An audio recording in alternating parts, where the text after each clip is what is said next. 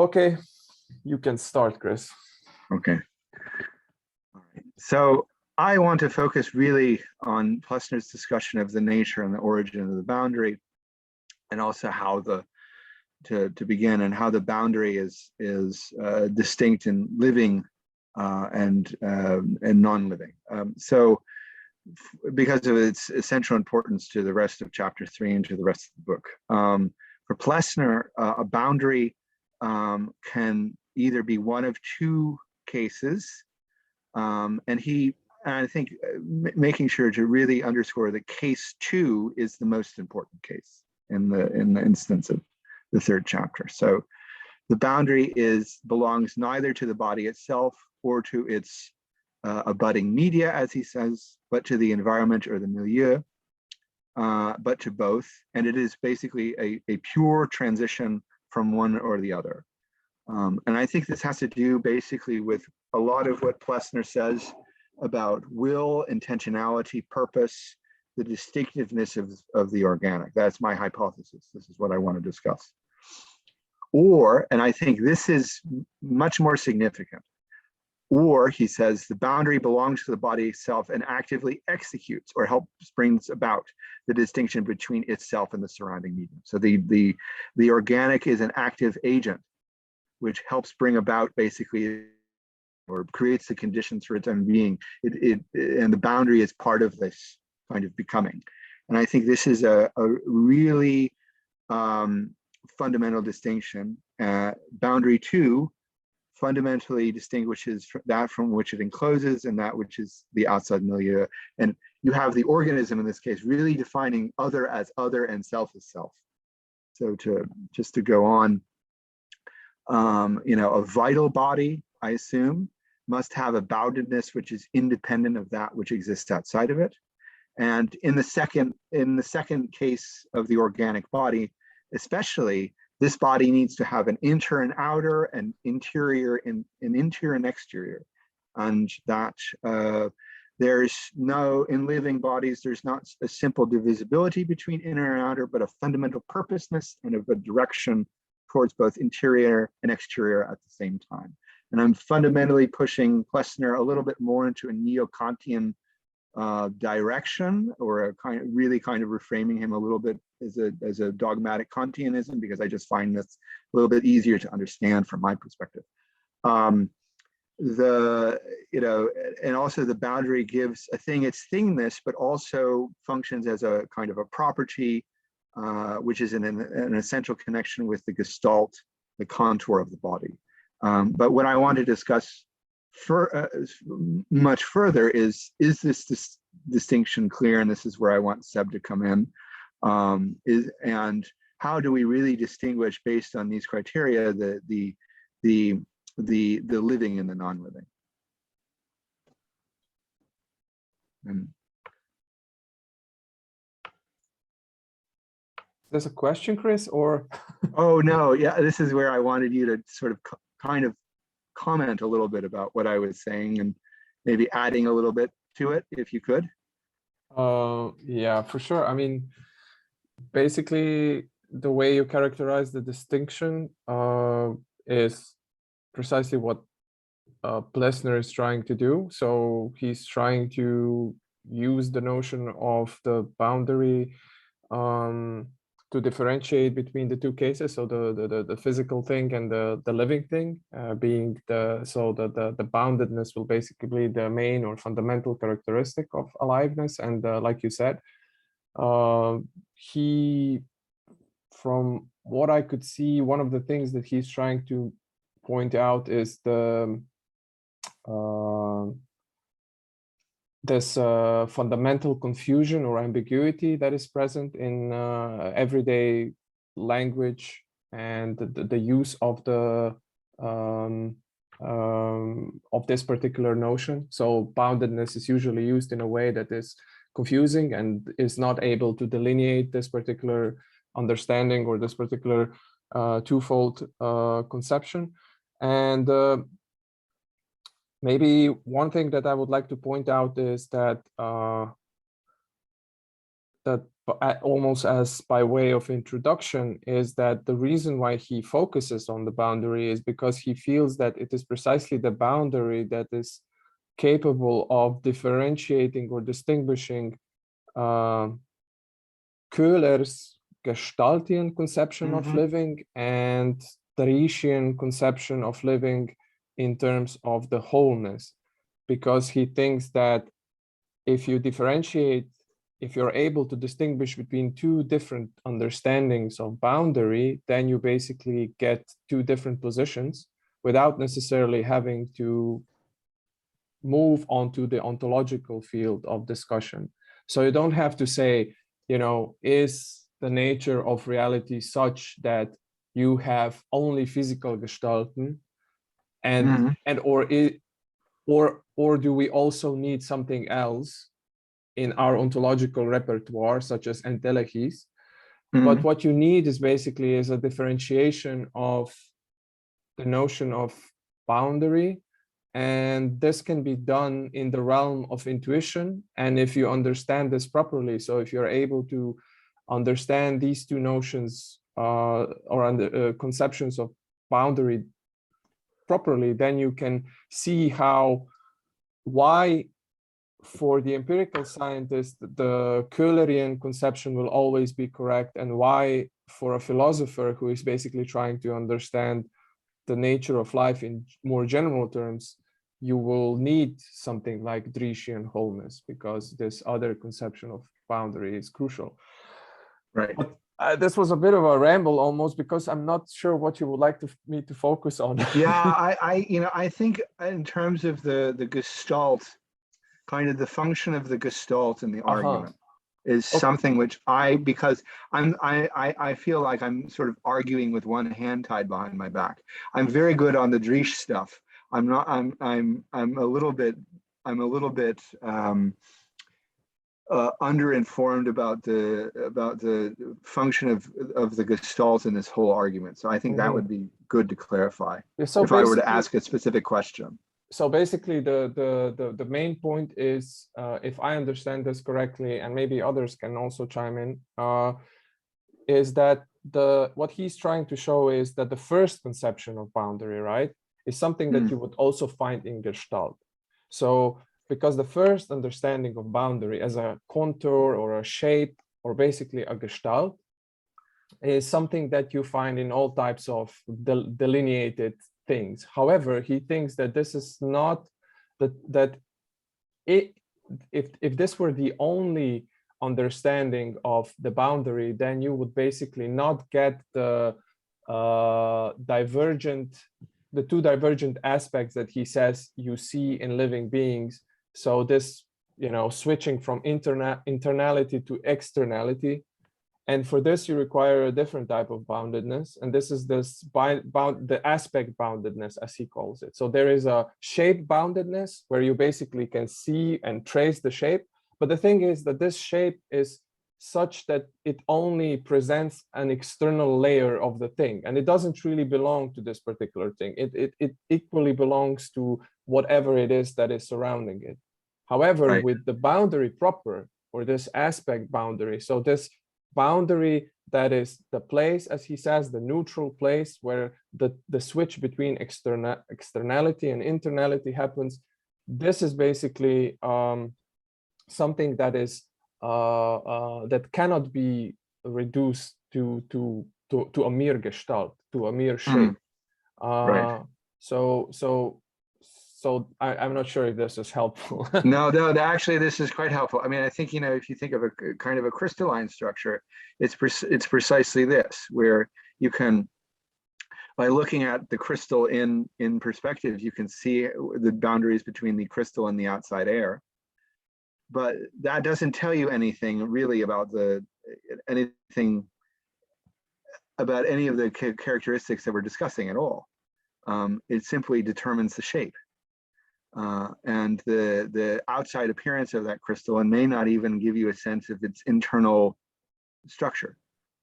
So I think that in terms of organic beings, the boundary itself is also a source of information too, right? So you get a sense from the boundary of, say, the living human, what it is that of that human for existing in the world. And I think that's much harder within an organic object. Yeah, let's kind of continue with this, and then maybe we can just open up the floor for discussion in general, because I think that it would be through discussion that we will see, where the problems are, and maybe come to a clearer delineation of the two notions and what might be problematic in both the notions themselves, and also say in methodological questions about how you actually get to these two different notions. Because I think that one other aspect that's really important that we can maybe touch upon towards the end is, this question of what it means for a boundary to be an intuitive phenomenon, because Plessner basically argues for a broadened conception of intuition, which is very much informed by, say, phenomenological tradition and even Kantian tradition before that. So that would also be an interesting question, because for him, like, he constantly differentiates between sensuous intuition, which is basically an empirical observation, but there is also an intuition in the broader sense of the term, which also includes like certain a certain intuition of essential characteristics. So some sort of that would be an eidetic seeing in Husserl, for instance, and he tries to kind of introduce this into this debate. So please, just take us through, the things that you've prepared, and then maybe we can just open this up and start debating. Right. Now, I mean, I think that's the interesting thing. You think what you say about intuition is very interesting, because I think he's trying to, and we can bring this up later, is to really get beyond mere empiricism in science, and having empiricism not be a sufficient condition for scientific inquiry. And because there's, for Plessner, by intuition, there really is something about intention that is really important for Plessner in terms of how we understand, particularly how we understand living beings. But anyway, all right, so that's an interesting thought that I'll kind of put in my pocket. So one of the things that I want to mention too is how he determines not only why Gestalt is insufficient, but also, and I'm not going to read all of this text, but really underscore that the discussion about organic versus inorganic is not simply about determining what is the thing in itself, but I would suppose very phenomenologically, what are the conditions for the ground of the thing, or the coming to being of the thing, or the existence of the organic organic entity, not necessarily explaining it. So explaining, understanding why it exists and how it comes to be, but not necessarily explaining all of its characteristics dogmatically. And for Plessner, this is what is really, this is where wholeness is really necessary, because it really is a characteristic, it very much is a characteristic of all living beings, which goes beyond the mere Gestalt. And I think it's an essential property which has, for Plessner, kind of eluded analysis, which is also an essential part of organic material. So Plessner, as I say at the bottom of this slide, is really concerned with the ground rather than the cause of the phenomena of life, and an a priori theory of the essential characteristics of the organic, sort of this fundamental, unreducible givenness that life presents itself as to the observer. And it's a priori because, according to Plessner, it addresses not the explanation for life. It doesn't explain every aspect of it empirically, but really understands why there is something rather than nothing, and that why we have an intuitive sense of it and can understand it as rational knowing agents.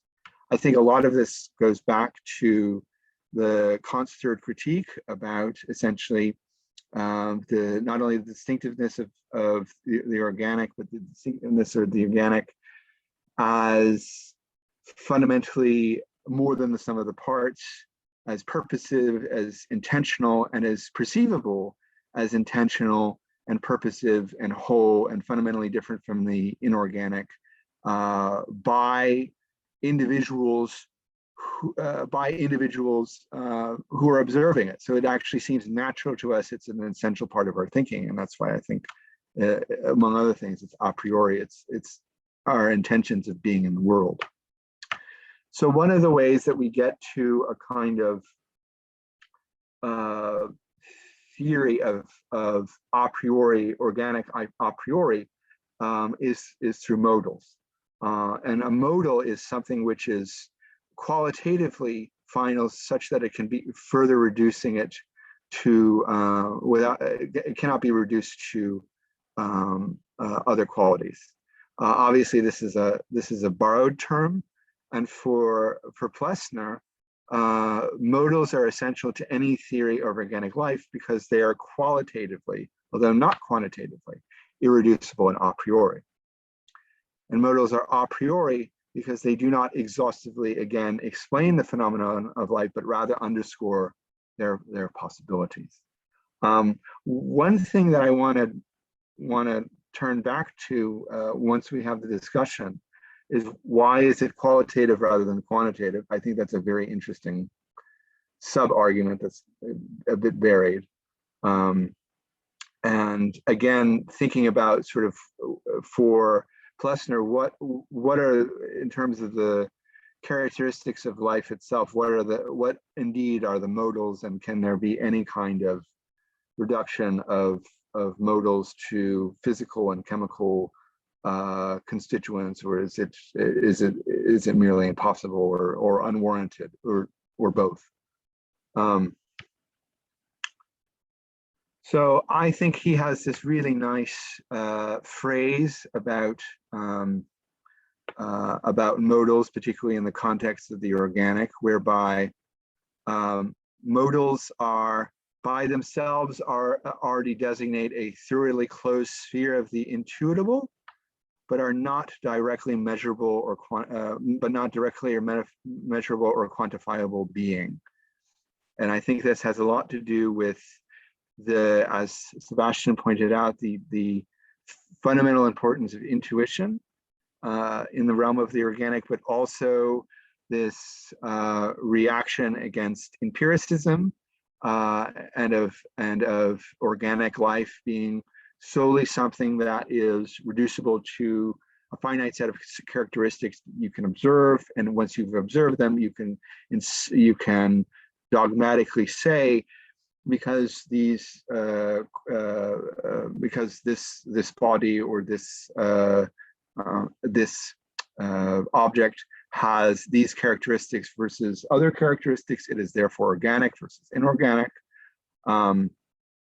And he's also trying to really think about what are the limits of, in particular, what are the limits of, in particular, empirical observation, and what is kind of the difference between intuition and explanation, which I think is a very interesting problem. So we understand organic life through means and by means of intuition, and that's very different from explanation. And I think that has a lot of very deep resonances, which I think are very complex, which I think we should really talk about in terms of kind of the history of prior philosophy. For Plessner, modals tend to avoid the errors of both mechanism and vitalism. This is where he says, in terms of both mechanism and vitalism, the organic is not merely is not dissolved or is not understood by being explained. And as he says on, sort of around page 102 and 103, the vitalist has his sights set on the phenomenon of reality that has not yet been stripped of its intuitable layers, while all the mechanist thinks about is reduction. So I think he is really thinking about a kind of an investigation that is not rigorously reductive and mechanistic, that seeks not to explain everything, but also leaves a significant role for a certain type of mental work that is not really in any way addressed by empiricism.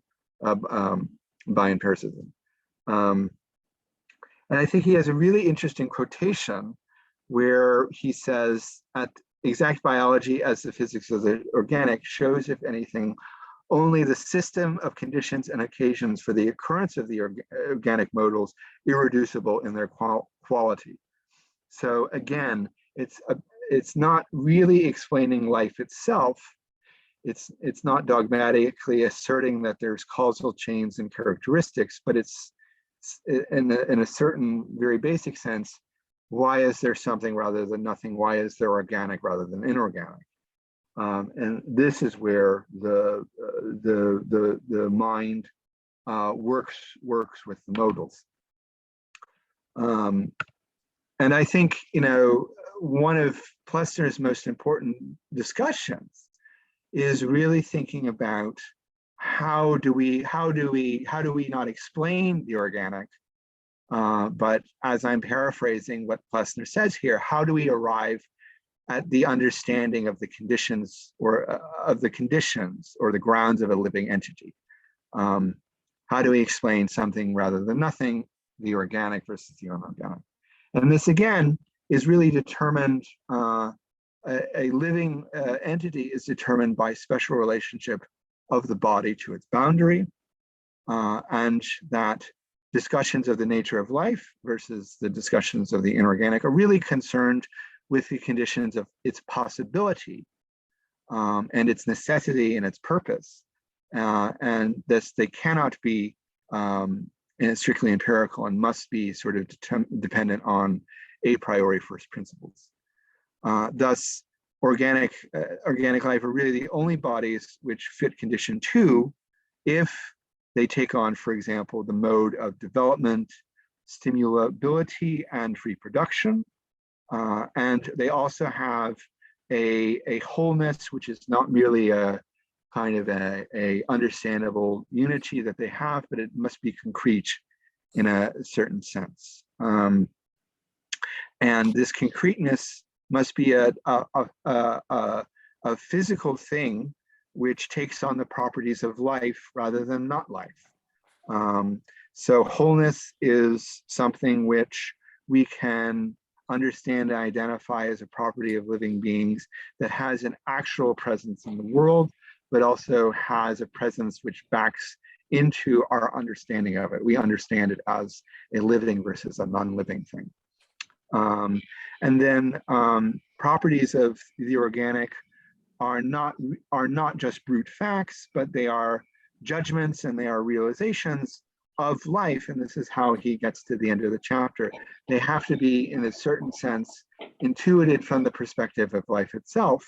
And this is where our subjectivity and our intuition come in, where there cannot really be a kind of dry, objective, wholly instrumentalized view of life. It has to come about, any understanding of life has to come about from our own understanding as living beings. And again, I think this is him reacting against kind of this account of life as a series of characteristics which can be rigidly defined and objectively defined. And if life does not have these characteristics, then it is not life. But in fact, it really is mediated by our subjective experience and our fundamental nature of our own cognition. And we are able to do this and understand life as life through our own position as living beings. And I think this is how Plessner tries to really intuit around a lot of the problems and a lot of the fundamental issues that surround particularly the debates between vitalism and mechanism in a kind of post-Kantian context whereby life is determined as essentially being in sort of one space and having certain characteristics, and non-life is another, and one can reduce life according to the mechanist, and one cannot reduce life according to the vitalist because of some property or another. And I think Plessner, by really rooting it into a kind of dynamic relationship with the subject, is trying to get very well behind all of this. So that's my presentation. I did not go through everything quite dogmatically because I wanted to have some more discussion, and I think, you know, we should then just have a discussion about, in essence, what are some of the things that are still a little bit unclear in terms of Plessner's presentation, and sort of what are the implications of some of the main features of Plessner's argument. So, thank you. I'm gonna stop sharing my screen. Okay, thanks. Chris? Oh, there you are. Okay, lost you there. Once you stop the screen sharing. So, Philip, hello. Yes, so sorry I'm late joining, but I did make it in. I saw your email that you might not be able to join us. I'm glad you were able to come anyway. I would maybe suggest as to maybe just structure the beginning of the talk, and Chris, you can tell me if you find this useful. Is that we focus maybe on three things. So the first thing would be what you basically said was the well, what actually is the crucial point, both of this chapter and one of the crucial points in the book in general. So the nature of the boundary. So that's one thing. And then it would be very nice to maybe touch upon the idea of wanting to construct the a priori theory of the organic, with special emphasis on the indicative and the constitutive essential characteristic of the living. So this distinction, you didn't mention it, but you know, it relates to what you said. So the idea of there being these modals and a priori categories. And then finally, if there's still time and if we find any energy to do so, we could maybe touch upon this question of the phenomenon and the nature of intuition in Plessner. So how he understands intuition, and you know, what that means for his overall methodology. So the way he approaches the phenomenon of boundary and organic phenomena in general. So anyway, I don't want to, you know, be the one talking the most again. So maybe if you have any questions or comments, and anyone, I'm pretty sure Philip has a lot to say here. Hey, Laura, yeah. Yeah, thank you for your presentation. What I was wondering, so Plessner defines or talks about the boundary, the relationship between the body and the boundary in spatial terms. And I was wondering why he doesn't like dig deeper into the temporal analysis of the boundary, especially the modals. As far as I understood, development, reproduction are temporal. So yeah, I was wondering what you think about that.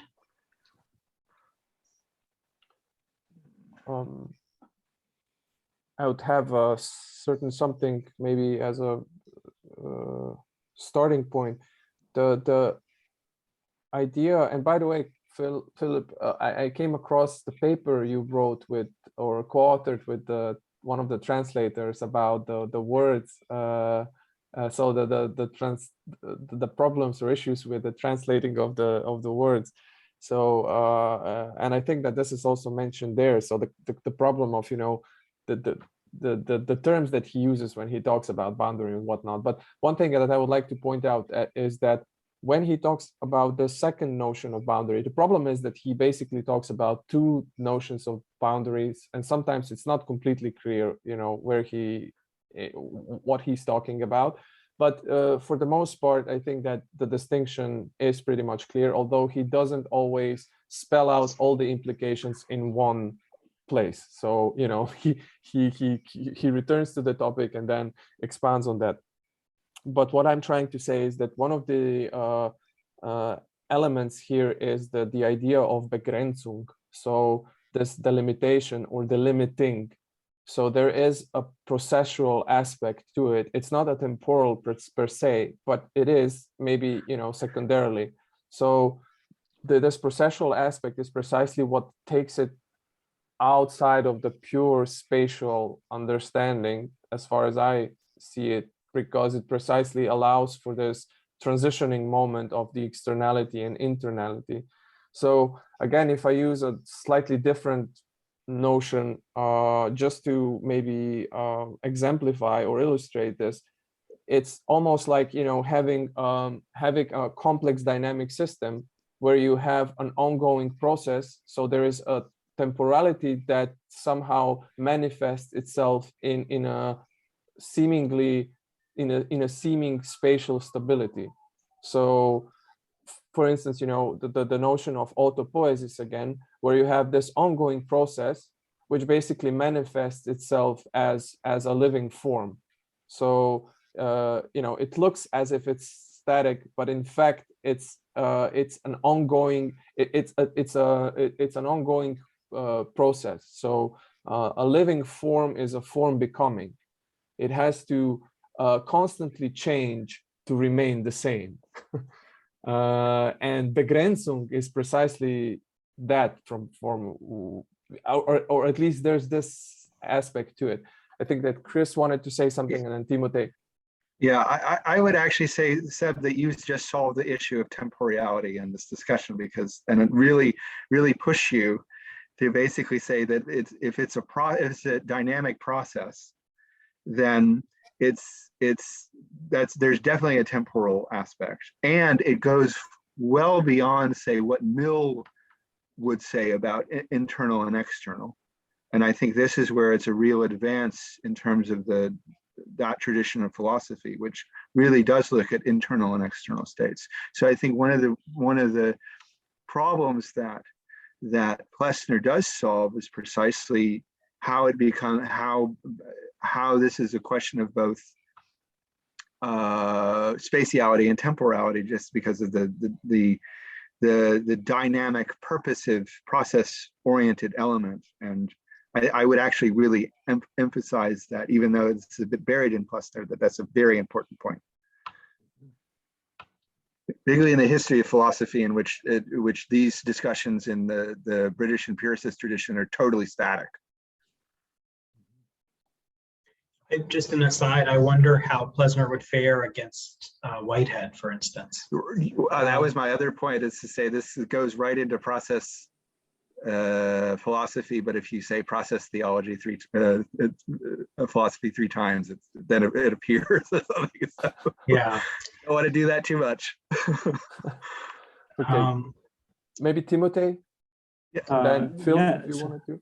I have a kind of a sub question to Laura's, I guess, in the sense that I was really wondering throughout this whole chapter whether to conceive of this boundary as a spatial boundary at all. So the second, the boundary that he's proponing, like if you have like concretely, how would you imagine this in, let's say, a human being? Would that be my skin, the boundary that individuates me as a particular organism? Would this still be a certain spatial boundary, and the only difference to the other let's say the inanimate one would be that my own spatial boundary is temporally or actively produced, because like in relation to, let's say, a notion of autopoiesis, this would be interesting to compare, because I believe, and we could argue about this, I guess, but I think the notion of autopoiesis doesn't actually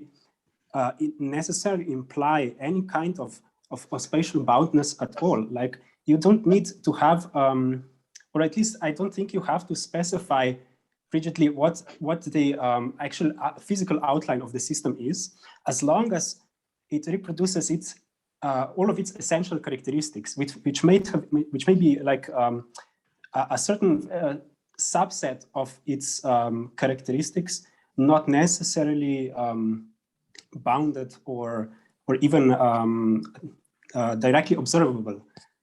So in this sense, I would say, like, it's one thing to talk about a self reproducing or self-maintaining structure, and another thing to add this another requirement of a specifically spatially delineated structure, let's say. Yeah, just before I hand the word over to Chris, and I think that Primož maybe wanted to comment Right. also. I was going to say that. It's pretty much that's something. Timothy, I think that, yeah, that this is a very good point, and it definitely is what Plessner was aiming at as well. So the boundary is not intended to be spatial. The thing is that, you know, for the most part, as he was saying in the previous chapter, it is that in your intuition, in the sensuous intuition, it will be coalescing with the shape and gestalt and whatnot. But the point is, it's somewhat similar to what, for instance, Francisco Varela is saying when he's drawing a distinction between autopoietic systems and autonomous systems. Autonomous systems being the broader category than autopoietic systems, and he says that you would have an autonomous system as a system, as a unit that doesn't necessarily have to be spatially enclosed, so that the topographies is not the crucial aspect. You can have a behavioral unit that gets constituted. So as a say a virtual center of certain behavioral patterns, and it doesn't have to be spatially delineated. So I think that this is precisely spot on. This is what Plessner is aiming at, you know, not in the sense of what I just described with regards to Varela, but this was just a parallel. But it doesn't necessarily, so what he's trying to point out is that even though in everyday language you conflate these two ways of talking about the boundary, there is an important conceptual distinction to be drawn here, and it's not merely a conceptual distinction according to him, but is an intuitive distinction. And this is crucial for him and for his overall project, that there is an intuitive distinction that you can also articulate conceptually, and it is related to what you said. And that distinction has to exist. Yeah. You wanted to add something, Chris, and then Primož, I don't know, Primož, you wanted to I was going to say I talk too much, so it's Primož can go ahead. Yeah, I was basically going to say the same thing that you just did in relation to the intuitiveness of these boundaries, because I think Plessner is actually quite adamant in opposing the idea that we can pick some particular physical aspect of a living being as the boundary. He speaks of the boundary as skin-like, but he would never equate it to the skin. And he, in the appendix, for example, he is opposed to the idea that we can choose the membrane of the cell as the boundary. That's just one of the possible physical conditions of living beings, but this is not really what he is particularly interested in here. He's looking at the boundary as an intuitive phenomenon, and I think that's a very important thing to keep in mind throughout, so we don't get into this mindset, oh, we're looking at a cell, so this is the boundary of the cell, and this constitutes living being. Because I think we are talking about Varela, I think that in the autopoietic theory, there is more of an emphasis on the cell, at least in relation to autopoiesis. I think the autonomous system would kind of equate to this discussion in Plessner more, but whereas in autopoiesis, they do specify that the boundary of the living being is the cell membrane. And I think that's maybe something to discuss. He does say that when we come to like for an autonomous system in a wider sense, we have other kinds of boundaries, such as, I don't know, even the boundaries of a society. But in terms of the basic autopoiesis, the boundary of the system is the cell. That is how I understood it. And that is maybe an important difference to keep in mind as we compare Plessner and Varela. Okay, Chris just lowered his hand, so I'm guessing Philip, it's your turn.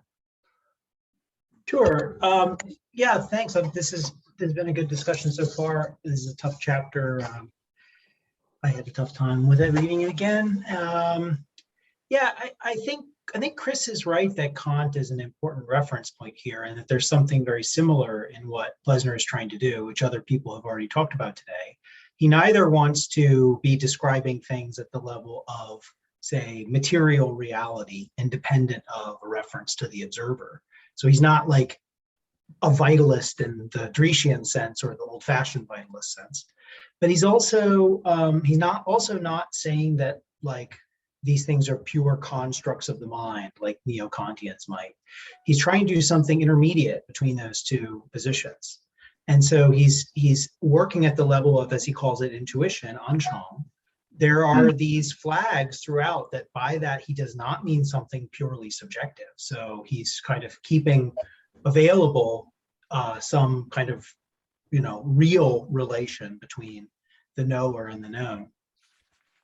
But he's trying to analyze the way that life appears. What are its essential characteristics, as he calls it, in intuition? That is, what is definitive of life as a phenomenon, as something that we experience, or as something that appears to us. And what does he say that is? He's already said it in chapter 2. It's something that in chapter 2 and earlier in chapter 3, it's for something to have the divergence of aspect between the inner and the outer be a part of its appearance. It's objectively part of the thing, as part of its appearance. So, and the way I hear that and read that is as a kind of innerness that living things have. That's a kind of source of what they do, of how they operate, of what they are, that non-living things don't have. And again, this is all articulated at the level of intuition.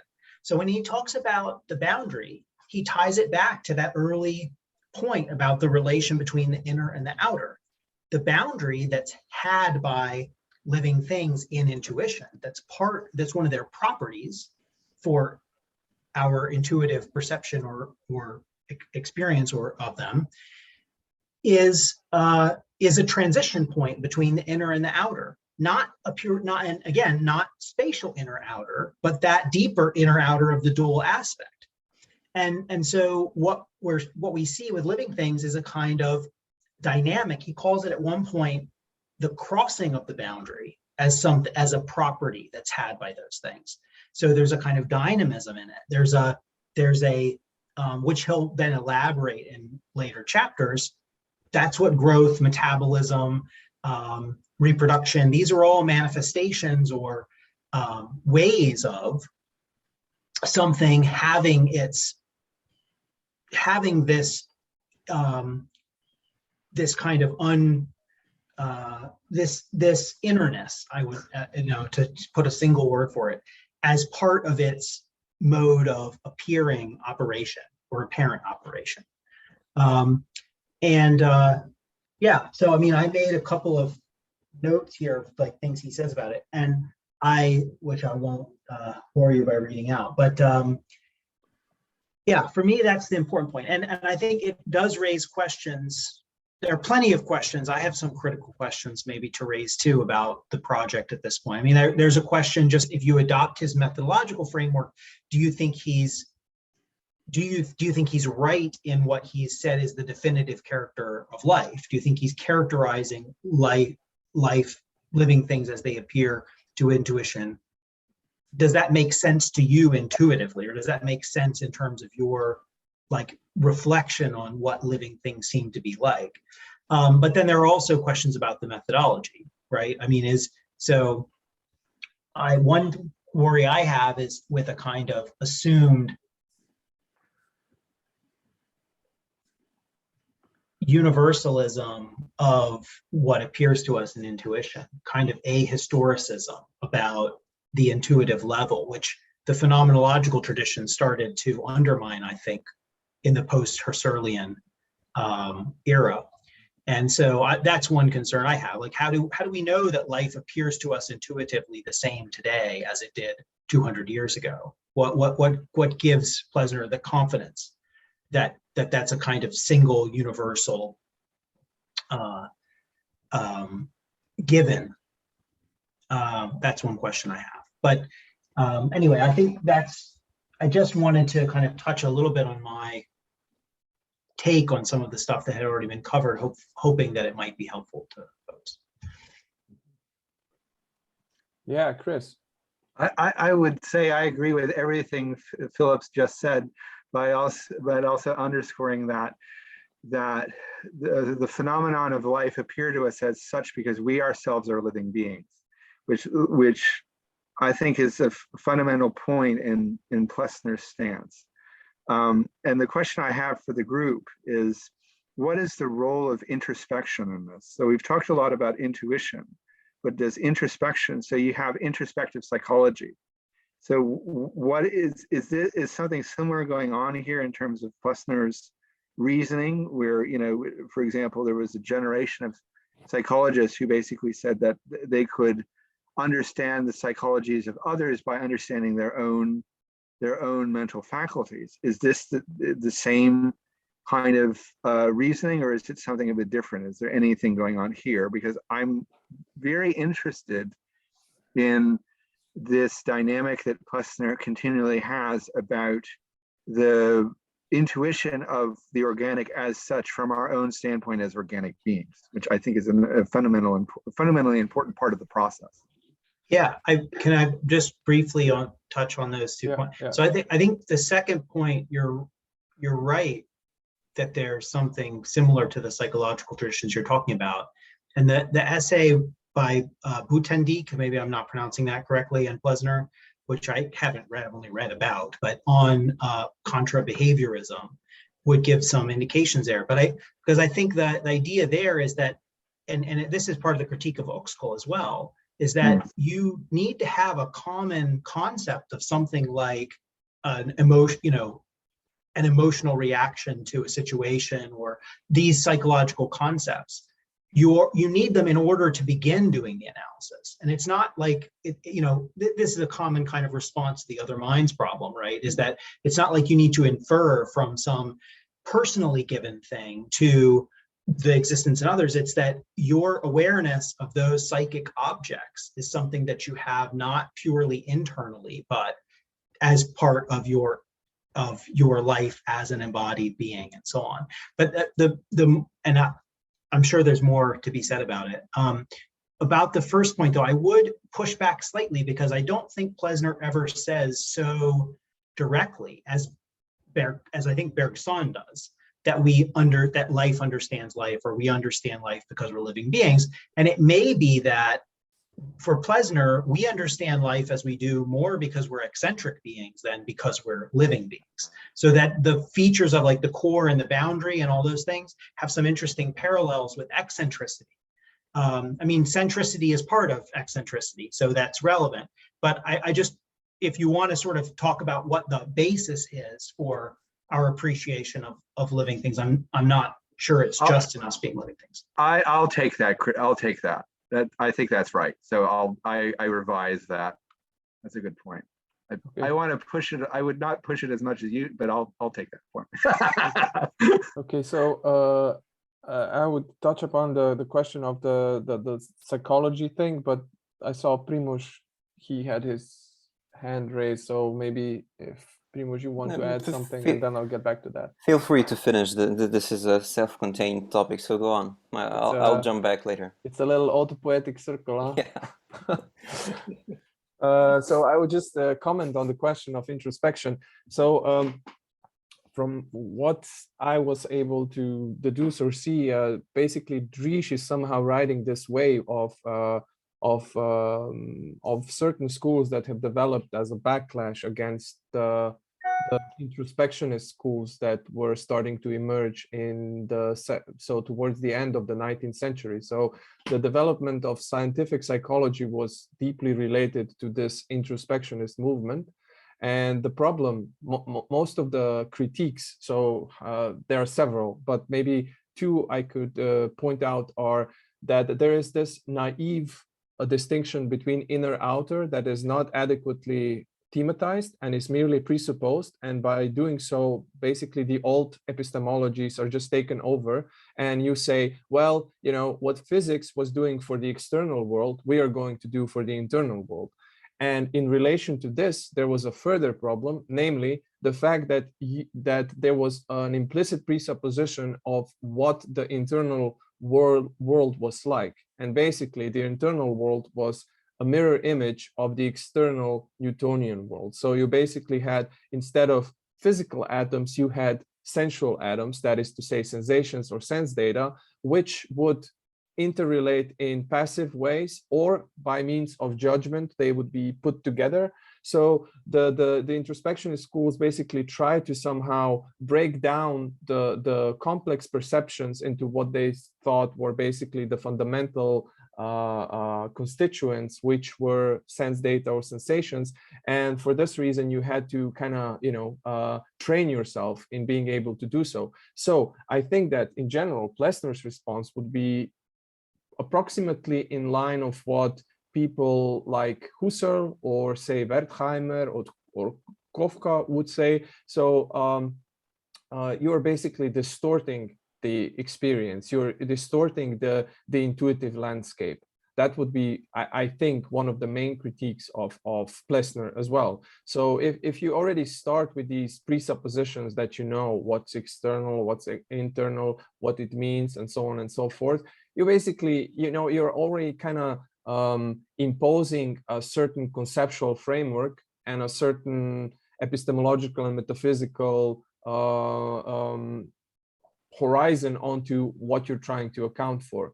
So you're not really interested in the phenomena themselves, but you're interested in a very specific way of looking at and explaining phenomena. So in this regard, introspection, at least as it was originally construed, would be something that would, I think, would not be related to intuition. The notion of intuition, so this is why I think Scheler and Plessner and also Husserl found the idea so philosophically stimulating, was precisely because it seemed to cut through some of these dualisms. So there was the impression that, you know, if you kind of open up this sphere of intuitive investigation, you might find that all of a sudden a new room or new space will open up where you'll be able to do philosophy in a way that would kind of avoid the old pitfalls. So you would be able to avoid these questions. But is it an idealism? Is it a realism? You know, what we were talking about the last time. So that you actually could kind of approach phenomena in this complex, multi-dimensional way without necessarily kind of distorting them in advance, because you already have a certain preconceived notion of what reality is like.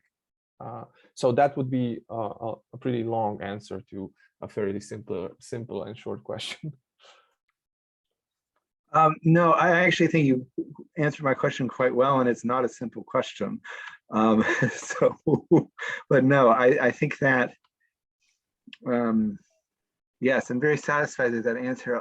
I'm very interested though in kind of what is the, again, this points to what is the role and function of intuition here, if it's also a reaction against this kind of interest mediated by this reaction against introspection. I think that's an interesting question. So it's making me revise a little bit what I said in my presentation, but not by that much.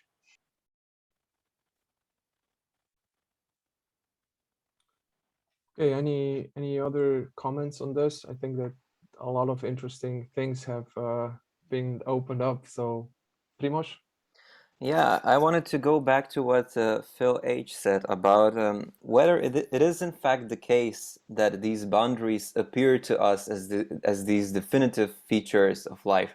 And because I remember as I was reading through over and over, I tried to put his ideas to a concrete test, to observe on the one hand a living thing walking around me on the porch while I was writing, and on the other hand an inorganic thing, and try to see? Do I see this fundamental divergence of the inner and the outer, and as a consequence of it having this boundary?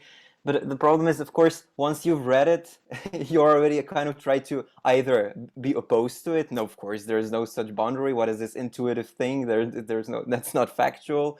But on the other hand, I might just be projecting a theory which I'm biased towards into what I'm experiencing. I mean, I would certainly say that I do think there is some merit to this. I think there is a fundamentally different way between how the two kinds of things, the organic and the inorganic thing, appear to me. But I'm not sure if this is necessarily something which has to do with the organic thing being alive, but more so with its appearance of autonomy. For example, let's pretend I live in some far future world where my Roomba vacuum cleaner is very sophisticated, a very sophisticated robot who looks exactly like a cat, I don't know. Would I also see this divergence, and then based on this divergence of the inner and the outer, assume there must be some kind of a essential category of the boundary in this thing, in the objective position, rather than just being superimposed by me? And I'm not sure if Plessner really addressed this problem of the difference between autonomy, an autonomous phenomenon, autonomous system, and a living system. Was something which I think Varela was quite a bit more sophisticated about. Although I might just be missing some important aspect of Plessner right now. But yeah, maybe this raises some ideas for someone. Yeah, it does bring us to the question of indicative and constitutive.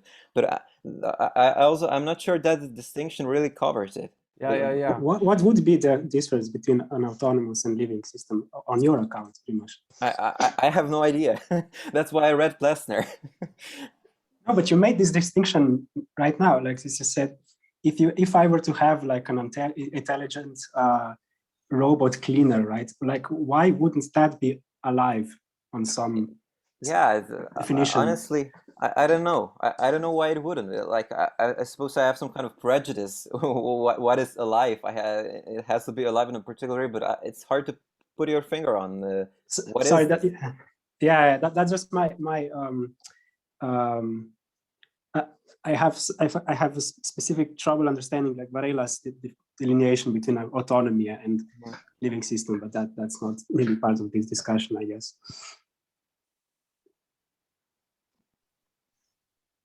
Yeah. Well, animals at least live out from a center. I'm not sure if that applies to plants too. I have to pay attention to that as we go through those chapters. But for Plessner, animals live out from a center. So if you think about what makes the cat a living thing as opposed to a rock or a robot, it's the sense, I think, that there's some kind of source of the cat's behavior that's not just continuous with its environment.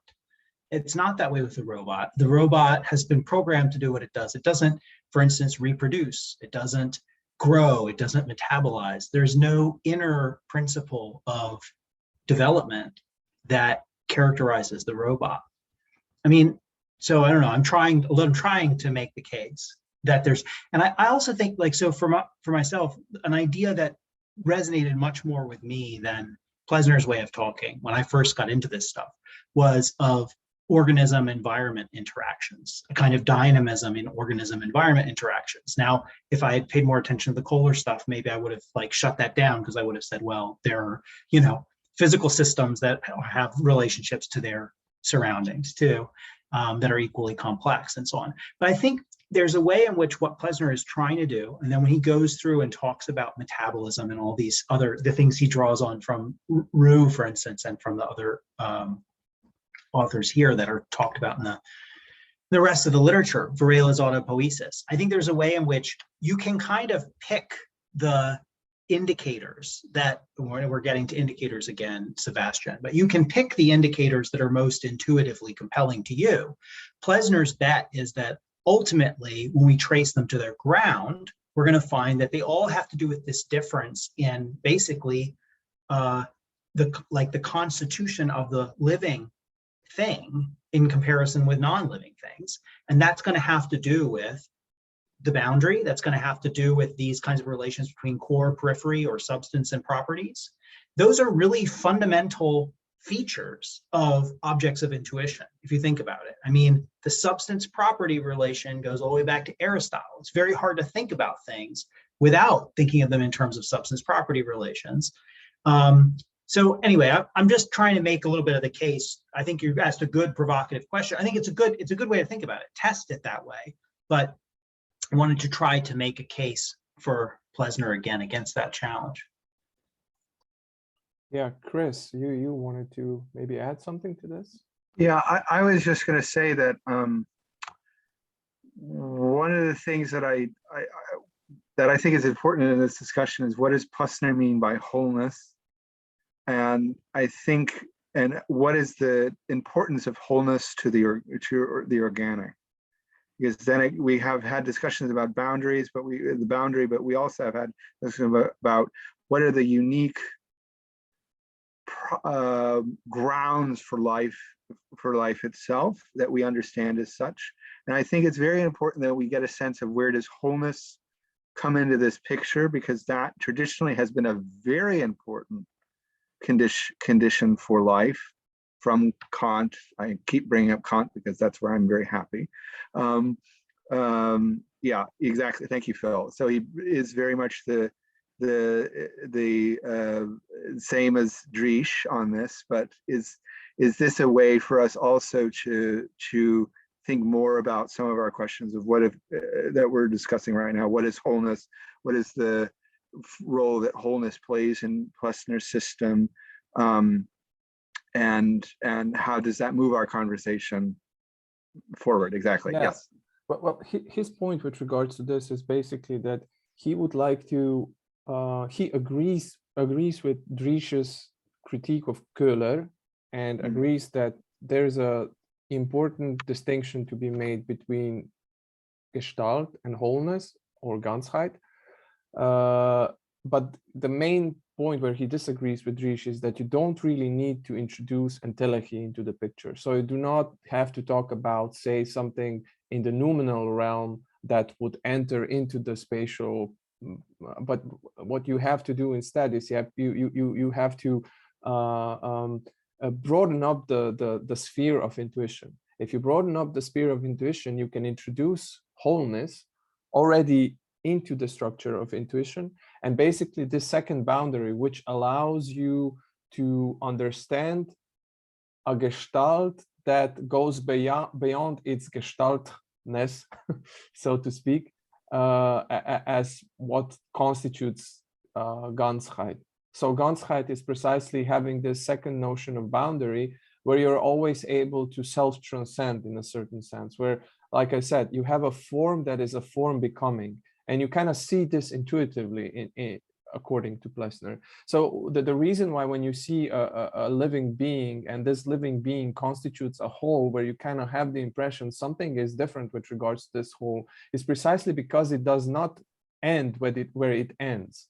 So its shape, so its gestalt ending, it's not its ending. There is always this self-transcending moment that is present, where it is never fully encapsulated in what is given. And this is precisely this innerness that Philip was referring to. So it manifests itself in the exteriority by never being precisely in sync with itself. So what you see is never what you get. And you see this intuitively. This is what makes, and then from this from this, according to Plessner, you can then deduce all kinds of these indicative, or you can ground in this all the indicative characteristics that are specific for the living being, such as them having a specific rhythm, they're having a specific plasticity. All of this is related to this, according to Plessner. Well, Seb, I'm so happy because you just wrote the last chapter of the book that I'm working on for me, because as you know, I'm working on these neo-Kantians and their account of the organic. So so that I'm glad that you also said that, because that's more or less my understanding. And I think this also points to the importance of Driesch just generally for Plessner, because does he take more from Driesch than from Köhler? It seems For to be, For yeah, sure, definitely, yeah, for sure. right. The corollary is a little bit more of a, it's so negative sometimes it's almost like a straw man. So, but I think that's important too, because we have to understand the importance of Driesch and his reception to this milieu, is an intellectual milieu, which is fundamentally different than how we understand Driesch today. But no, okay, good. I'm glad that my understanding is more or less your understanding on that topic. Well, you said it a lot better than I did. So that's it. Okay, thanks, Chris. Yeah, you know, I want to be added in a footnote to the last chapter. Yeah, Timothy, go on. I'll send you, Yeah, okay. what is it, 1/8 of my non-existent royalties. I'm still having trouble grasping the precise shortcomings that Plessner sees in the notion of Gestalt. Like, I guess I see two possibilities here, and maybe they're related, I don't know. But the first one is like, I would imagine a Gestalt being a kind of interrelated whole, right? It produces an effect due to its current structural interrelations, right? And now, two things that could be missing here. One would be that this is still a structure that may dissipate itself, may lose itself in the process of producing structural effects. So we could say we need a kind of a operational closure. Okay. So a structure that not only acts holistically but acts to preserve its holistic properties through time, right? So this would be one addition, but another, which I think Plessner also wants to go in this direction, which you alluded to earlier, Sebastian, where you said like you need a form becoming. So this is like a processual aspect that precisely, in my view, eludes the at least like a very let's say at least my reading of operational closure, that is that you are able to act on your own conditions of form, let's say, or what is the thing that which you are trying to preserve when acting on your perturbation, let's say. Was that clear? Oh. So yeah, my question is whether these are the two possibilities I see. Maybe they are other, or maybe they're interrelated. But yeah, that's my question. Any answers? Philip is nodding, so I'm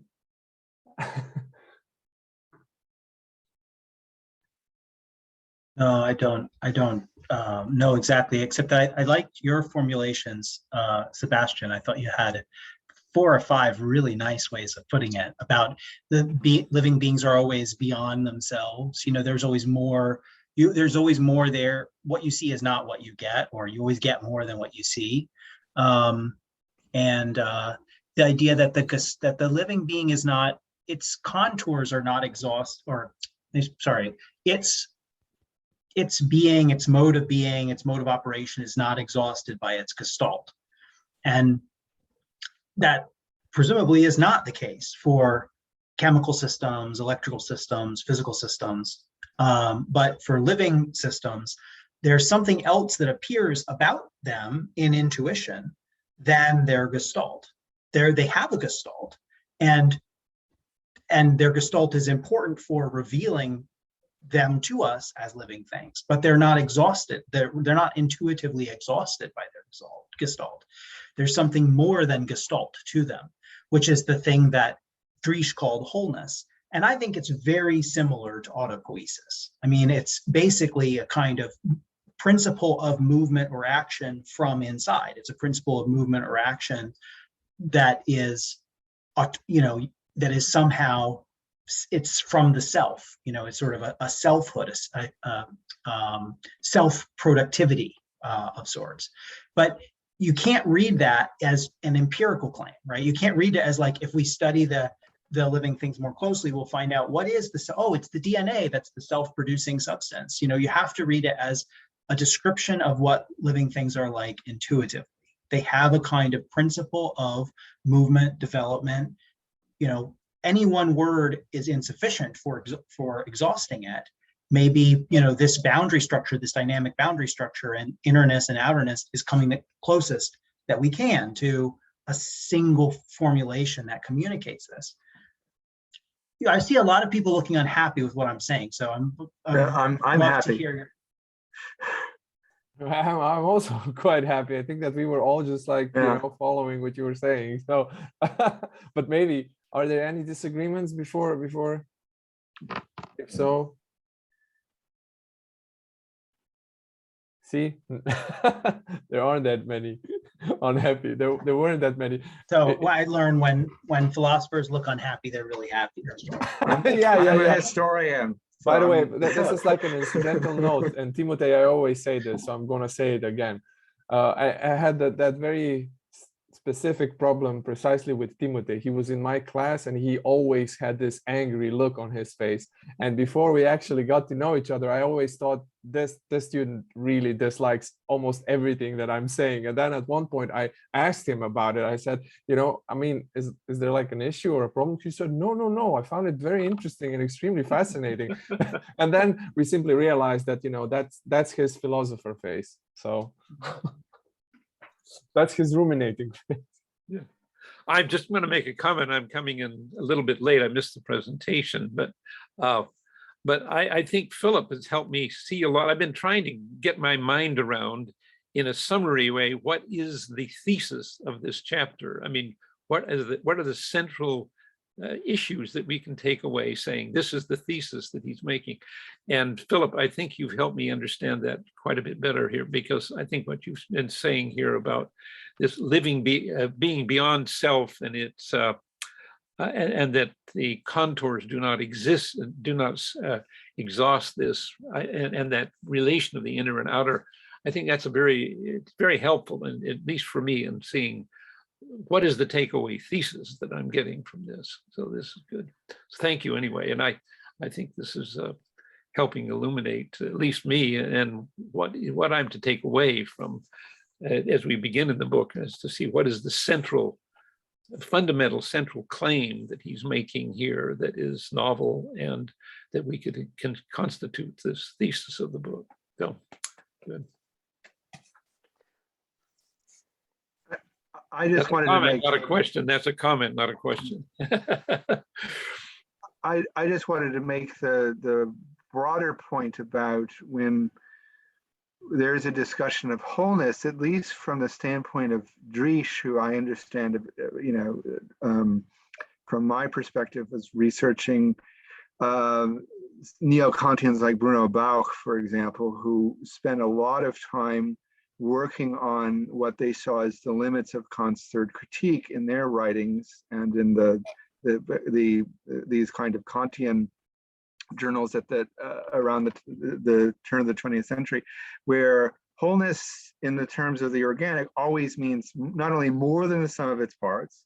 So you cannot take an organic being and then reduce it to a collection of parts that work together in proportional ways. You cannot reduce wholeness means that you cannot introduce reduce anything to both matter and motion, because one of the famous critiques of Kant's mechanistic picture of the world was this idea that give me matter and motion and you shall have a cosmos. So this whole notion of wholeness is fundamentally working against that. And this goes back to Plessner's point, I believe Plessner's point about organic life not simply having characteristics because those characteristics are distinguishable from non-life, but because that those characteristics are necessary because by virtue of being life, and that they are the consequences of their own laws as living beings. So it's not simply a collection of things, and we say living, non-living.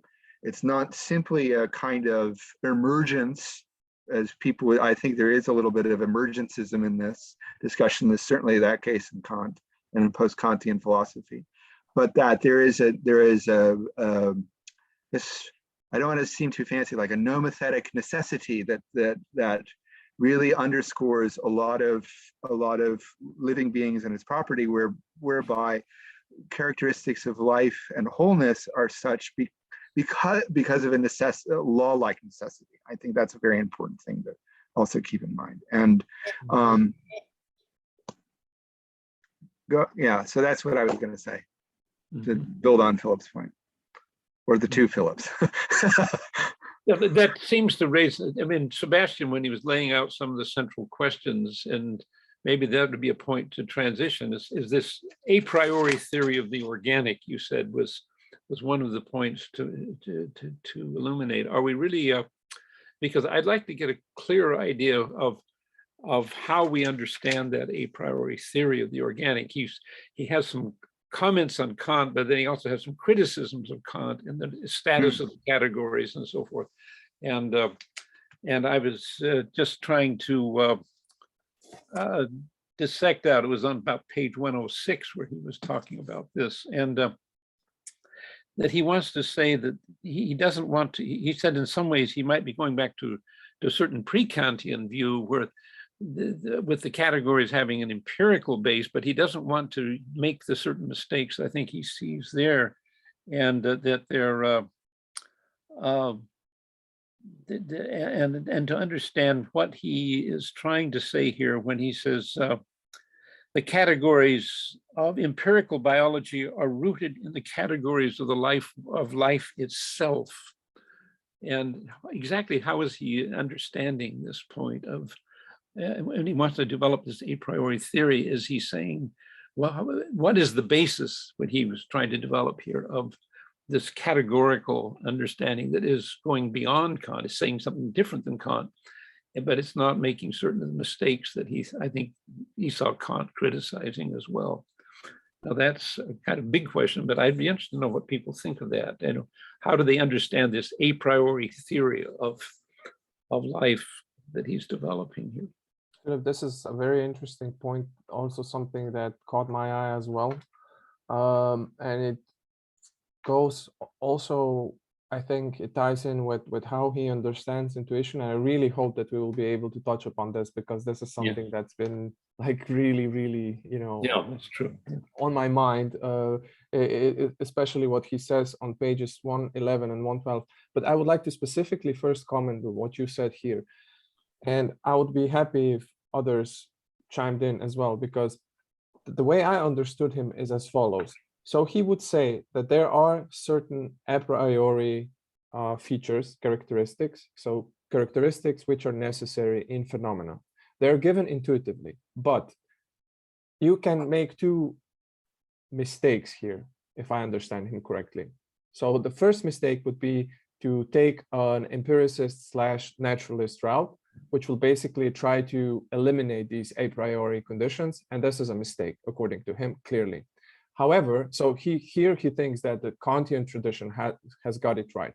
However, where Kantian tradition is wrong is that they mistake these categories. They erroneously identify them with specific conceptual categories that are kind of given beforehand, and you basically can deduce everything from them, and you simply say, take a list of Aristotelian categories, put them in your mind, or maybe make something more sophisticated out of it, and this is the way you proceed. This is a mistake, according to him. So you have to observe the phenomena, and by investigating phenomena, you will eventually be able to kind of separate what is empirical from what is necessary.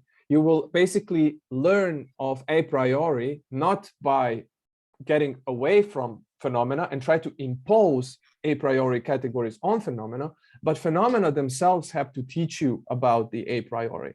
And I think that when he talks about the example, he provides the example of the first law of thermodynamics. And he says that this law was discovered, and even though it's an a priori law, it was discovered empirically.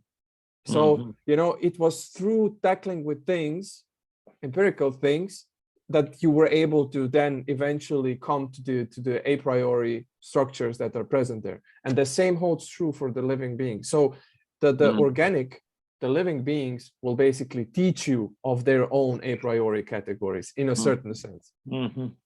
Very good, very good. This That is how helps I a great understood deal. it. So That really helps. That's what I was getting out of this, but I think you made it very clear. Yeah.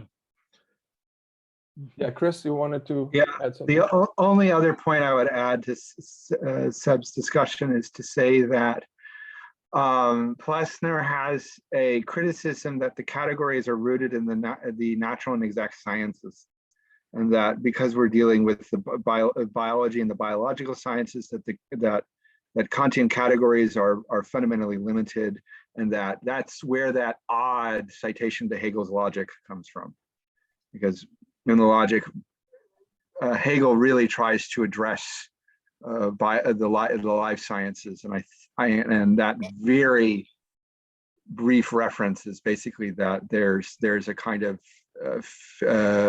exact science Newtonian reductionism also going on. But that's just a historical point. As someone who hasn't read the logic recently, I hope I'm Yeah, I haven't read the logic either very much, but I do think that it's a little bit broader than just Hegel paying attention to life. I think it's the whole post-Kantian idealist problem of how do you deduce the categories, right? So Kant's deduction of the categories was thought to be inadequate, and they tried to do a more elaborate. But I mean, I think you're right that the post-Kantian deductions of the categories include a lot more stuff, right? They include life, they include history, and so on. Okay, yeah, fine.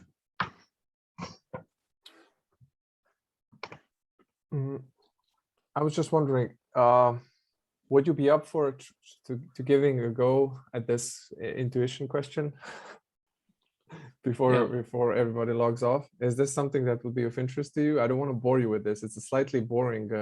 I mean, it's not that boring for me. It's very interesting thing, but it's a slightly more, I don't know, a bit more technical, a bit more specific. But I think it's crucial basically for the whole endeavor.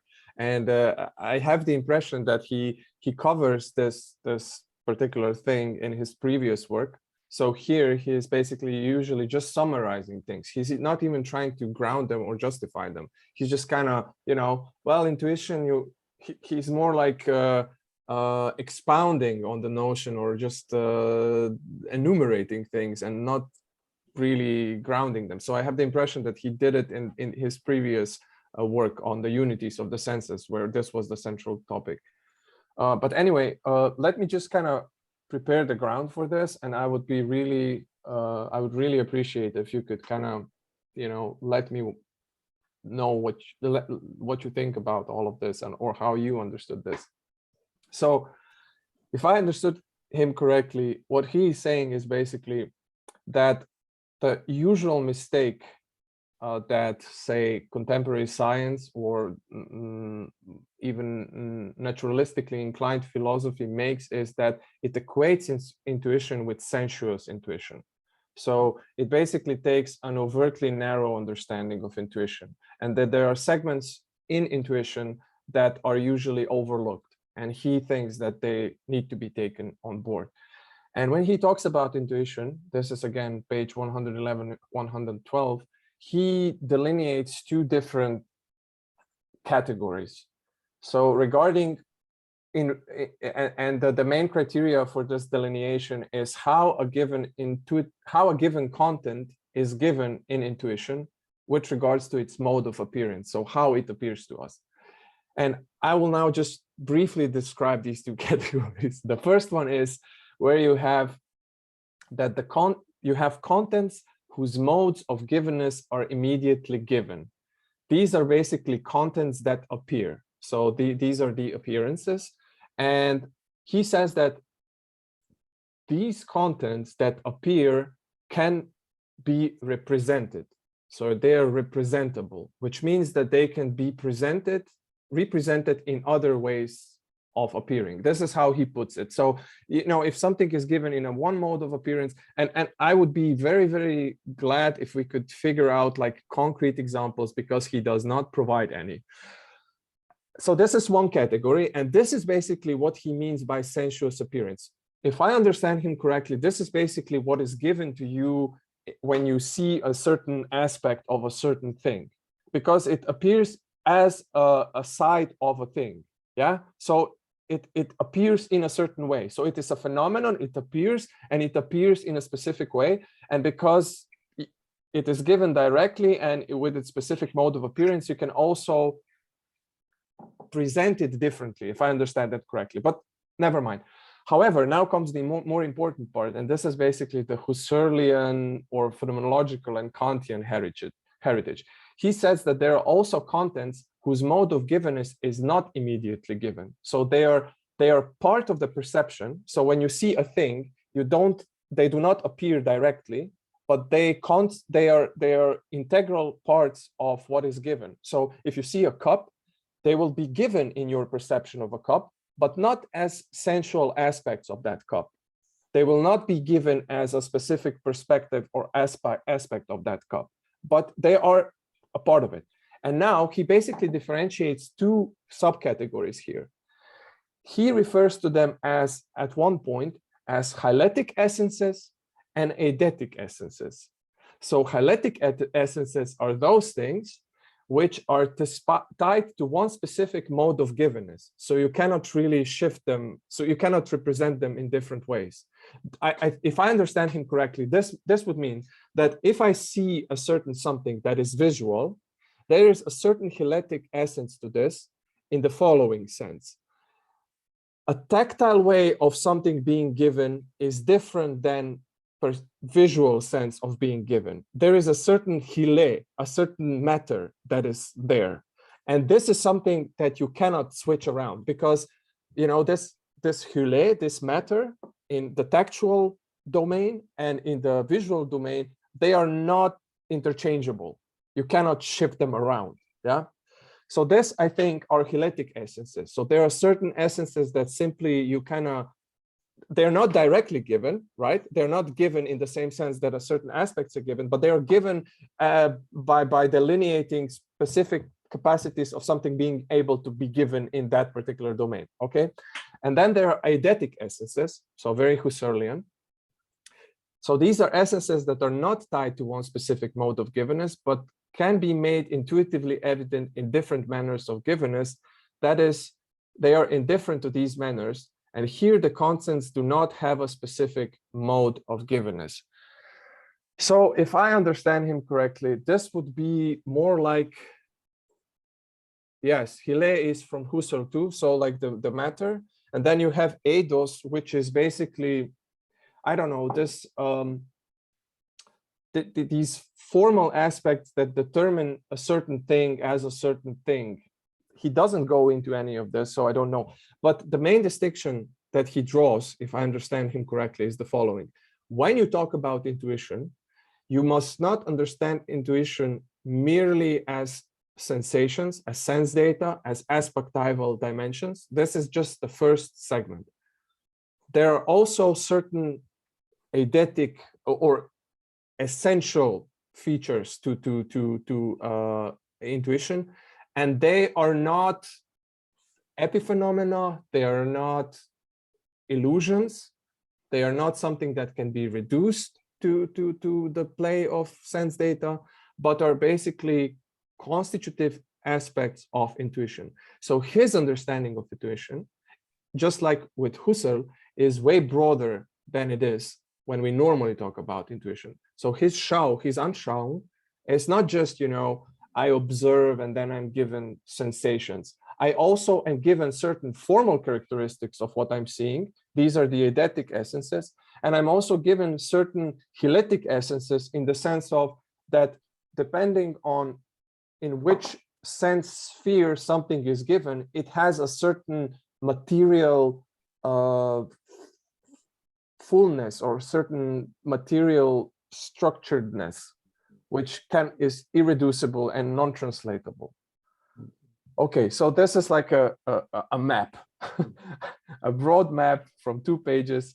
And now I would really be happy if you could comment on this and maybe say how you understood this and if this makes sense and if there are any other things that you would like to point out.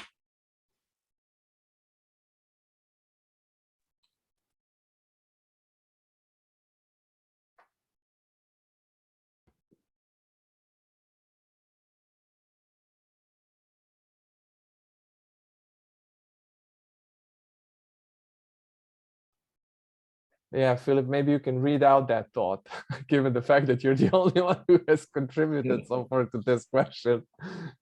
No, I'm sorry. I really, really appreciate your coverage of that. And I actually didn't quite get through these last pages because of time constraints. So I really appreciate that. I mean, I was baffled by this stuff, and you make a lot of sense of it, those 2 or 3 pages. So assuming that typology is correct, which makes a lot of sense, it's interesting because the critique of the kind of empiricist programs ends up, the empiricist programs, and I think end up showing up in a weird kind of discontinuous way in Plessner's typography of contents that are given in intuition, right? Because on the one hand, they appear just as like the kind of stripped aspect of things. When you strip the aspect away from the thing that it's an aspect of, that's also given in intuition under content type 1. But then they also might appear as a kind of hule under content type 2, Hiletic essence. But what do they leave out? They leave out eidetic essences, and they leave out the thing that stands there behind the aspect. So that's just a thought. Maybe I'm just kind of making connections with the help of your very useful typology. Yeah, thanks. Yeah.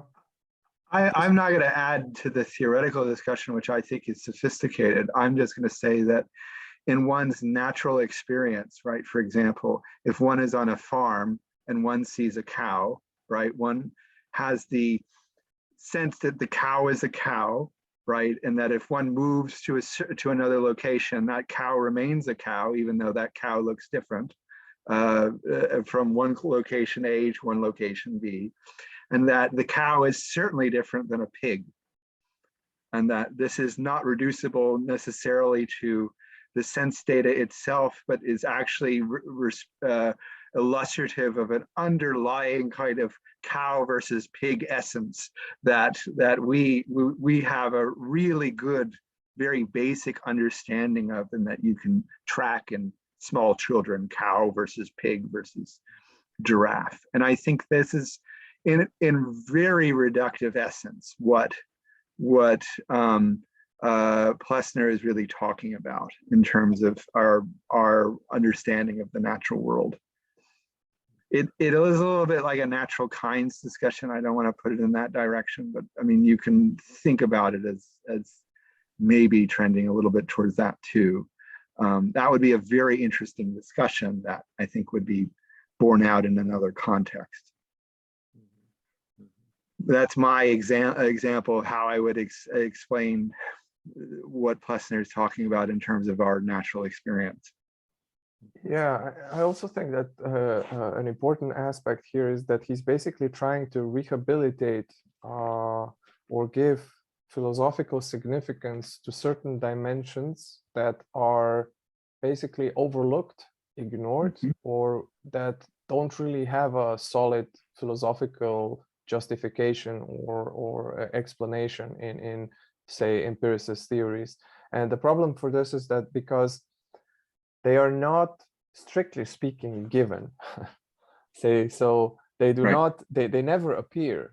So eidetic, well, Husserl would say that you can have this Wesensschau, so you can have eidetic intuition.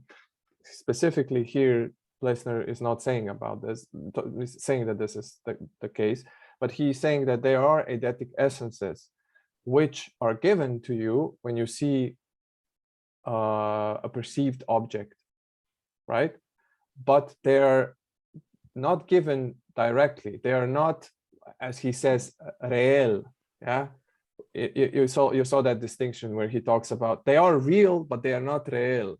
So they are not given as in your sensuous intuition. They are, however, given in your perceptual intuition. So as perceived things, they are constitutive aspects of these things, while they are not constitutive aspects of a sensation of a certain thing.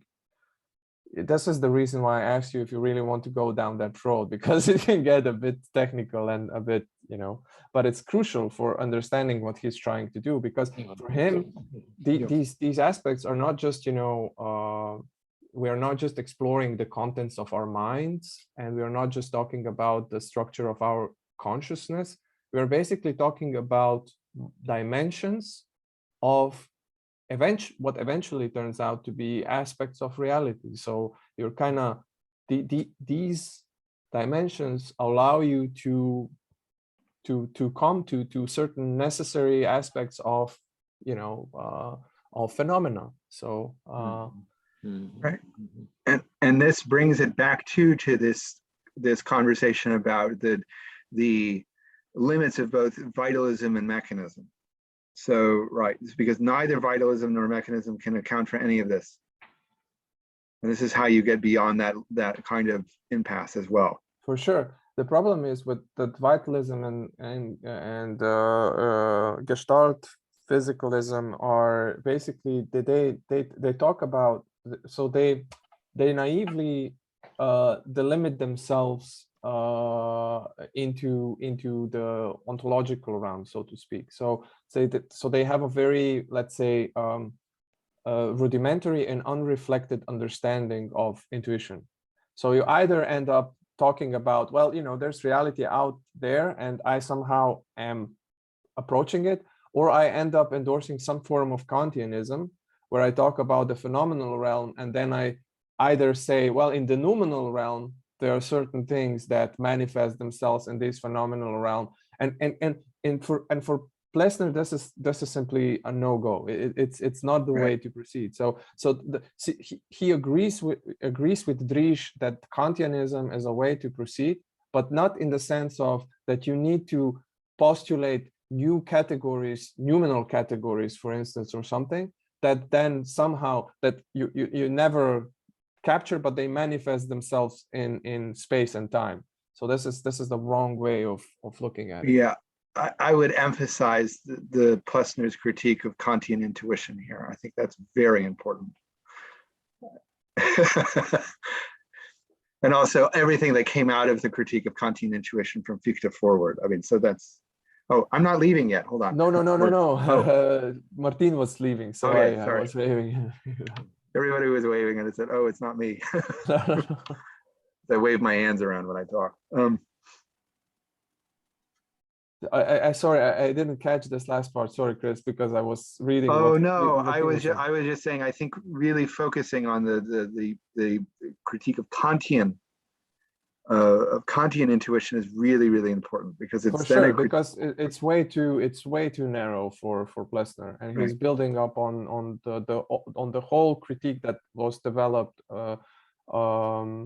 in the German tradition on the notion of intuition. But it's really important, I think, that, you know, this aspect seemed to be very quickly lost on contemporary, say, philosophers, especially coming from the Anglo-American background. And it's just not something that they would take into account. They're like, okay, I'm interested in Plessner's conception of boundary, but all this weird stuff of, you know, it's intuitive characteristic and whatnot, I don't really know what this means. I'm just so this tendency to somehow stick to the, let's say, ontological discursive realm and just forget about all the problems that are related to this. You know, what the heck does that even mean if you want to have two separate conceptions of boundary and having one that is not really given spatially and things like that? So all these nuances kind of get just overlooked. I see that there's an interesting debate about sensation and sense data raging in the comment section. It's a sensational debate. Well, could I ask a question, Sebastian, because you seem to have a good grip on this question. Where would you see the fundamental differences between what he's saying here about intuition and what Husserl's arguing? I see an awful lot of similarities, but is there some fundamental difference you're seeing between his argument? That's a good point. The thing is that I'm hesitant to basically draw any strong conclusions, because for instance, I don't know whether he would be willing to accept something like Wesen's show, whether he would be willing to say there's like an eidetic intuition. Maybe Timotei can also say something about this, where you can basically have, this intuition into the essences of things. Apparently, to a certain degree, you can. It's sometimes, but I think that this is something that he really gets into in his previous work, and I realized that this summer this is something that I really have to get into, because he presupposes that we already know this to a large extent. He kind of presupposes, I've done the work. You can go there and you can check it, and I'm just kind of summarizing things here for you, which is problematic and a bit frustrating. It goes in the direction of what Primož was saying about the problem of the way he writes, where he simply presupposes a lot of stuff and doesn't add, say, a footnote referring to check out chapter 2 and 3 of my previous book. Yeah, good. Okay, well, that's good. Yeah. Jan, yeah. Yeah, I had a similar thought than Philip. Also, I would love to know whether there is a difference between Wesenschaft in Husserl and this kind of intuition what you are describing. I just wanted to point out that there might be, or that I seem to perceive a link between this idea of Wesenschaft or intuition beyond the sense data and the a priorism that we discussed before, because of course, for me, that this is a problematic point. Yeah. So I don't want to follow both the a priorism and the Wesenschaft. And another bridge would be for me Merleau-Ponty again, who criticizes Wesenschaft and the a priorism. And especially in the chapter from the visible and invisible, there is one chapter dedicated to a critique of this intuitionism or Wesenschaft in Husserl, and it's called, of course, interrogation and intuition. So yeah, I just wanted to connect things perhaps a bit more explicitly. Nice, good points. Yeah, good points. Eventually we'll end up reading Ideas and Plessner's previous works together. That would make for a nice set of papers. By the way, I know that we're almost kind of approaching our usual time, but I have one more. I didn't want to bring this up, but basically Philip did it. Philip said that, this question of historicity, and I will explain why I found this very interesting. It doesn't necessarily have to pertain directly to Plessner, although it can. So Philip, you said, this idea that there's like something as an ahistorical structure or the dynamics of intuition, and that this can be problematic. And one of the so two things that I would point out, and they're related, as you will see. So I am reminded of what, for instance, Feyerabend was said when he was critiquing, or basically when he was kind of trying to show that the official account of what Galileo did was completely wrong. So that in order for Galileo to be able to defend his new view of the world, he had to basically suppress the old way of looking at things, the old intuitive way, the old way of intuiting, and modify that particular way of intuiting. So what was unacceptable or was just off or anomalous in a specific way of looking at phenomena had to be basically suppressed. And he said this in several passages in his text, in order for him to be able to see things differently. So that's the first segment, and this ties in to what I was reading today. I'm reading this lovely book, Gleich, on chaos theory, so the history and development of chaos theory. And I was reading, so there one of the founders of this idea of one of the founders of the chaos theory, Mandelbrot, is describing what he had to do in order for him to be able to see chaotic phenomena. So for instance, that he would be able to see fractals and don't see them as aberrations or anything similar, because most of the for most mathematics, this was something that was just completely unintuitive, and it was basically at odds with mathematical intuition. And this is the interesting part, the way he describes it. So he says that when I came in this game, there was a total absence of intuition. One had to create an intuition from scratch. Intuition, as it was trained by the usual tools, the hand, the pencil, and the ruler, found these shapes quite monstrous and pathological. The old intuition was misleading. The first pictures were to me quite a surprise. Then I would recognize some pictures from previous pictures and so on. And check this out. Intuition is not something that is given. I've trained my intuition to accept as obvious shapes which were initially rejected as absurd, and I find everyone else can do the same. So, you know, it doesn't necessarily tie in with Plessner, and I don't know what to make of it in the context of Plessner, but I found it so interesting because Philip brought this up, this question of historicity and the development of, you know, intuitive forms and intuitive structures. And this depiction seemed so interesting by one of the grounding fathers of the chaos theory, which at the beginning was shunned by most mathematicians and, you know, physical scientists.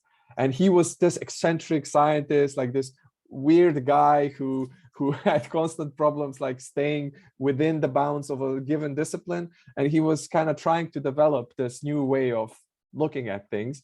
And he coined the term fractal, for instance.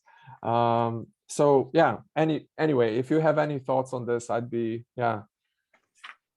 very happy to listen to your reflections or observations. I have a few things, brief things.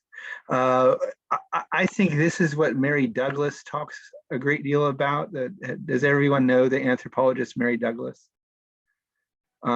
So there's various ways that individuals and institutions order things to make reality orderly, and that anything outside of the order is considered to be like an abomination, right? And I think that many of the things that, you know, the early modern mind would consider to be abominations are now not, and that in fact a lot of what we think of historicity plays a great deal of a big role here, because we would think modern scientists at my institute think of development very differently than a 19th century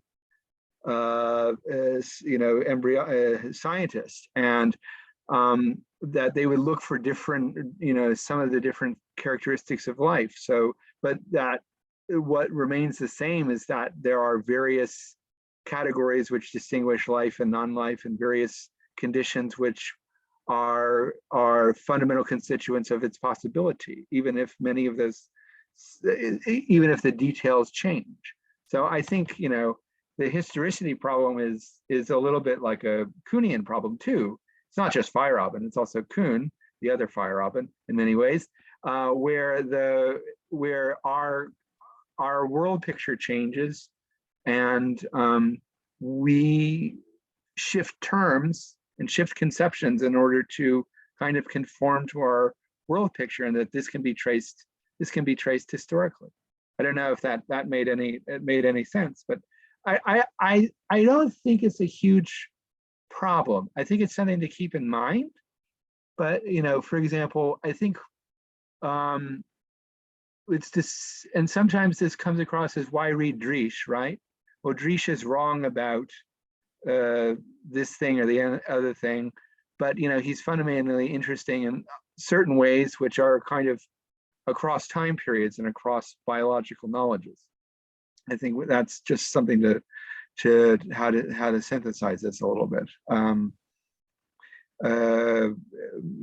We know more about certain organic processes than they did in the 19th century, obviously, and DNA and genomics are very important ways of thinking about regulation and development, but we still have some fundamental understandings about the life cycle and aging that are fundamentally the same to 19th century notions. And our brains are adaptable to fit certain things in conceptual boxes. Hans Bohlenberg talks about this in the systems of position. So every scientific system has to answer certain questions. We just answer it in differing ways based on the evidence that we have. And I think something is similar here in a way of addressing this problem.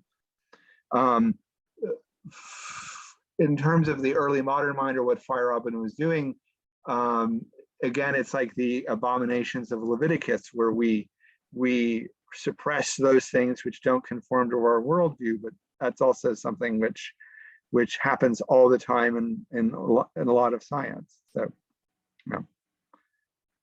Okay, yeah. Any other thoughts on this? Like, are there, you know, what I'm particularly interested in is maybe two segments. Are there maybe, you know, let's say layers to intuition? Is there like a certain something? So can we make a distinction, a Plessnerian distinction between constitutive and indicative essential characteristics? Would that make sense? And then another thing, which was very important here, and this is why I thought of Timothy when I was reading this part, is it was only when the computer was introduced into the picture that this transformation of intuition was able to really take root. Because in the past, before computer, you had mathematicians who came across these structures. But after a while, so it was really difficult to do, like, you know, complicated computations that would demonstrate the fractal structures of certain phenomena. So it basically, for the most part, it was limited to these mathematicians and they weren't taken that seriously. But with computer, all of a sudden you could do like these computations, and this resulted in a boom and in an explosion, in something that could get sedimented as a new form or a way of looking at things. So, you know, a lot of interesting things are related to this. So yeah. I mean, to give another example, I mean, modern genetics was fundamentally changed by the advent of genomic sequencing, where certain questions were unable to be asked because of cost and technique. And now you have a fundamentally different, much more dynamic picture of health and disease because of genomic sequencing, which is now at the population level. And there's lots of discussions about benefits and complexities around that. But I think that's worth keeping in mind, that in many instances, our investigational tools determine the questions we ask and how we answer those questions. The sequencing, genomic sequencing, another example is the electron microscope or the Hubble Space Telescope. So theoretically, many of these things were predicted. So, but it's a question of how do you verify them, and how do you parse out what is the data you want versus what is noise. And a lot of genomics and other sciences have previously treated kind of good data versus noise in very fundamental ways, but have very much better analytics, where the noise is becoming very interesting. So in terms of things like gene regulation. So it's a very interesting question. I don't think it's exhausted by Plessner. No, for sure. Primož, you wanted to say something, and maybe, I don't know, Timothy or Jan. I saw you that you kind of. No, you didn't unmute yourself. I honestly forgot. Okay, Timothy, surely this is, you know, yeah, I have definitely up your alley, very much so. I have a weird convoluted thought on historicity. I'm not really sure if it would make sense, but like maybe you could connect this, like essentially to Plessner's idea of eccentricity, like make room for historicity in that regard. Let's say when you're talking about definitions of life, so Plessner is obviously looking for a kind of essential definition of life, some sort of like non-list kind of definition of what is living, what is not. And that could be understood in terms of gestalt, or any kind of like structural whole where the very structure of this whole is the essential characteristic, let's say. Right? Like, I don't know if I'm going in the right direction here, even, but like you could say that your intuition would be a priori if the structural conditions were always the same, were always in place. And then it wouldn't really matter whether it would be an ontological or an epistemological claim, right? All that would really, I mean, the more important question would be whether your intuition or your essence is a priori or whether it is something empirical. And here I think he looks for a kind of middle ground between these positions, because you have some sort of structure, you have some sort of Wesenschau, some sort of essence, but this essence is dynamic in the sense which we were previously talking about, where it operates on its conditions of what form is for that whole. So it develops the form through time. So in this sense, this is, I guess, a very important epistemological point, because all of a sudden you don't really operate within the conceptual space of a priori essences on the one side, and let's say some sort of like processually indeterminate atoms of intuition on the other, but you have some sort of development of essences through time in which you as an observer participate. So this is, you could understand eccentricity as a kind of epistemological point of developing the very essences which you are in the process of studying. So is this a kind of this makes sense. This is an interesting point. Yeah, that's a very interesting point. I would have a few more like suggestions, but let's leave that for later chapters. It's already 8 o'clock, and I think we've been very diligent today with all the discussions. This was a very, very useful. These were very useful topics and very useful, fruitful discussions. So thank you very much. Thank you, Chris, again for your presentation, and thanks everyone for taking part in this great discussion. Anyway, I'll stop the recording here.